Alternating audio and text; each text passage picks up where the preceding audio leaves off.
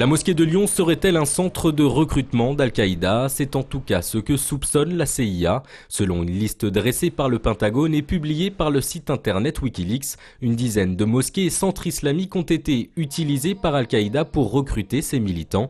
Et le document cite notamment la grande mosquée de Lyon. Le recteur de l'établissement, lui, se dit outré.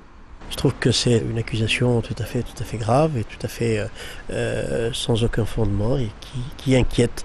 Si c'est ça aujourd'hui la liberté que prônent les États-Unis et ses services, je trouve que c'est inquiétant. Parmi les autres mosquées citées, on retrouve celle de Finsbury au Royaume-Uni ou encore la mosquée Makki à Karachi. Du côté des fidèles lyonnais, c'est l'incompréhension qui règne, d'autant plus que l'édifice, inauguré en 1994, fut construit pour être un modèle d'intégration. Ils ont qu'à mettre leur satellite tout autour, s'ils veulent, s'ils trouvent des recrutements, qu'ils viennent me chercher. Peut-être que je serai le premier, je sais pas moi. Les gens ils viennent là, ils font leur prière le vendredi, la semaine, ils rentrent chez eux. Boulot, dodo, métro, comme on dit. De son côté, Kamel Kaptan, le recteur de la grande mosquée de Lyon, ne compte pas en rester là. Il a demandé à être reçu par l'ambassadeur des États-Unis en France. Mauvaise surprise ce matin pour les campeurs du mouvement de résistance pour la liberté installé depuis 3 jours au jardin des Chartreux. C'est 3-4 quarts de policiers qui sont arrivés. C'est tendu quoi, ils nous ont donné 1 heure pour tout plier, nous on n'était même pas réveillés. Ces 40 campeurs s'étaient déjà fait déloger de la place de la Croix-Rousse la semaine dernière, mais pour autant ils ne comptent pas arrêter leur mouvement. L'idée c'est de continuer à sensibiliser les gens, à se mobiliser, à montrer que aujourd'hui on peut vivre autrement, dire de manière pacifiste par ce genre d'action que nous on a peur parce qu'on n'a pas d'avenir, qu'on nous promet rien et qu'on n'est pas d'accord avec comment le système est fait aujourd'hui. De son côté, la ville de Lyon dit avoir fait des propositions, toutes refusées par les militants. Ces derniers ont déjà prévu d'installer un nouveau campement situé entre le 3e arrondissement de Lyon et Villeurbanne. Le 6 décembre dernier, Denise, 91 ans, emprunte la ligne C3 comme elle le fait quotidiennement. Mais en montant dans le bus, les portes se referment sur elle, entraînant sa chute. Denise se cogne alors la tête sur le trottoir.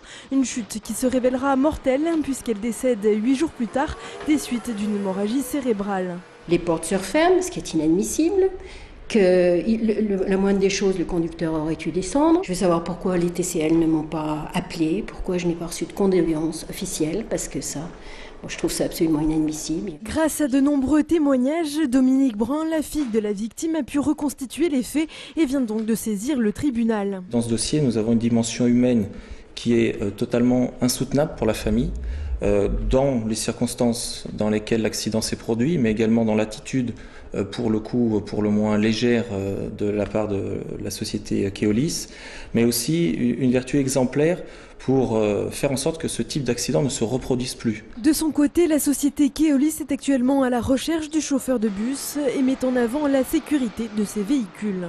La sécurité sur ces portes est triple, des cellules photoélectriques, des bords sensibles, c'est-à-dire des caoutchoucs le long des portes. Si quelqu'un est coincé dans la porte, ça se rouvre.